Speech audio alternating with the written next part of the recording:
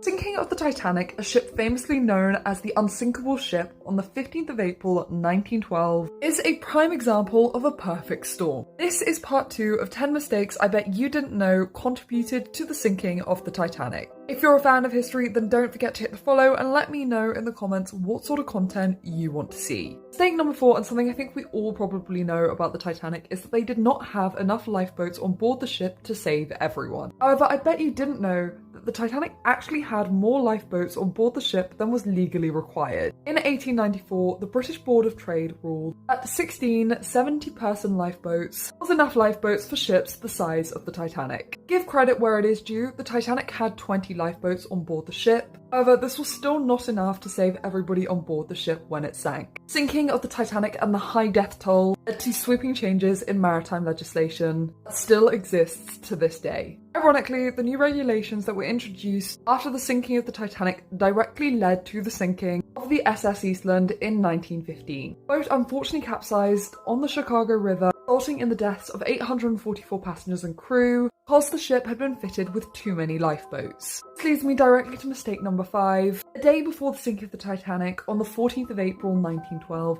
Captain Edward Smith cancelled a safety drill. Captain Smith allegedly cancelled the safety drill because the 14th of April was a Sunday and it would have conflicted with church services. Now, I have no idea if this is actually his real reasoning, but this mistake would be a fatal error. After the Titanic hit the iceberg, the launching of the lifeboats was absolute chaos. Passengers had no idea where to go, and many of the crew had no experience lowering lifeboats. This meant that the launching of the lifeboats took far longer than necessary, wasting the very little time that the crew had to get everyone off board the ship before the ship went under the water. And finally, mistake number 6. Matter of a serious miscommunication between members of the crew. Policy of women and children first, a practice of maritime tradition, not a set rule. It was down to the individual officer to decide whether he was going to enforce it. Second Officer Charles Lightoller, who was in charge of evacuation on the port side of the ship, was very strict in maintaining women and children only. As a result, he wasted time splitting up families and launching boats that were only half full, which unnecessarily increased the death toll. Whereas on the starboard side of the ship, First Officer William Murdoch followed a policy of women and children first. This meant that he made sure the women and children got onto the lifeboats first, and then he allowed the men of the ship to board the lifeboats. Murdoch's sole priority that evening was to launch as many lifeboats as possible as quickly as possible.